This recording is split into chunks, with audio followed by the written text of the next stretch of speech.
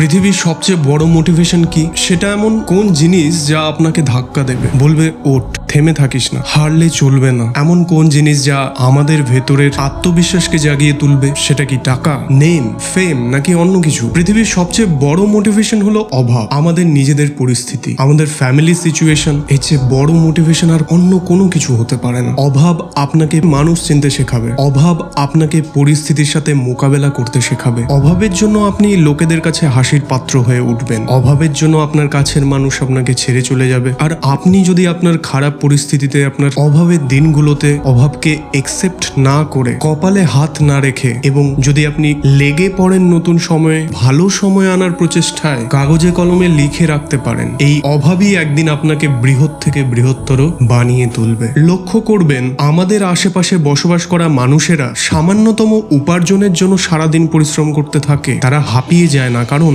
হাঁপিয়ে গেলে অভাব তাদের জাকড়ে ধরবে। মনে করুন, আপনি কোনো ইভেন্ট, কোনো সেমিনারে, কোনো পার্টিতে গেলেন। সেখানে অ্যাটেন্ড করা কিছু লোকেদের দেখলে মনে হয়, যদি আমিও তাদের মতো হতাম, আমাকে ঘিরেও যদি অসংখ্য লোক দাঁড়িয়ে থাকতো, কত ভালো হতো। সবাই সেখানে দামি দামি পোশাক পরে থাকবে, শুধু আপনি একাই সেখানে থাকবেন নোংরা পোশাক পরে। তো এমন সময় আমাদের ভেতরের আগুন জ্বলাটা স্বাভাবিক। মন থেকে সাড়া পাবেন, আমাকে বদলাতে হবে। এমন পরিস্থিতিতে আর কোনো মতেই থাকা সম্ভব নয়। একটা প্রশ্নই তখন আপনাদের মগজে ঘুরবে, কেন কেউ আমাকে পছন্দ করে না? কেউ কেন আমার ভ্যালু বুঝতে পারে না? কেন? লোকেরা আপনার ভ্যালু তখন বুঝতে পারবে যখন আপনার কাছে টাকা থাকবে, যখন আপনার নাম হবে। আর নাম হয় কাজ করে, নাম হয় কাজ থেকে। তাই কাজ এমন করুন যাতে আপনার শত্রুও একদিন আপনার নাম করে। যখন আপনাকে দেখে কেউ ইগনোর করবে, আপনাকে দেখে হাসবে, টিটকিরি মারবে, আপনার হাসি, আপনার খুশি কেড়ে নেবে, তখন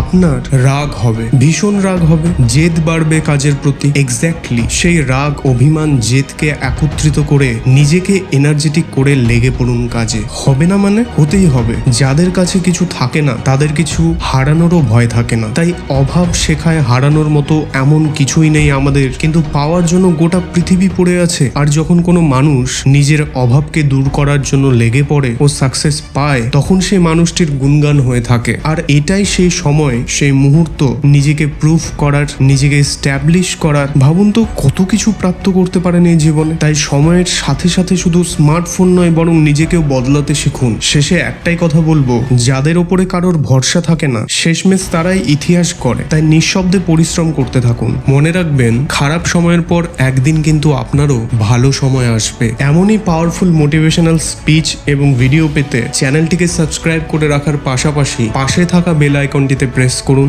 দেখা হচ্ছে পরের ভিডিওতে। ভিডিওটি ভালো লেগে থাকলে অবশ্যই লাইক, কমেন্ট এবং শেয়ার করতে ভুলবেন না। All the best.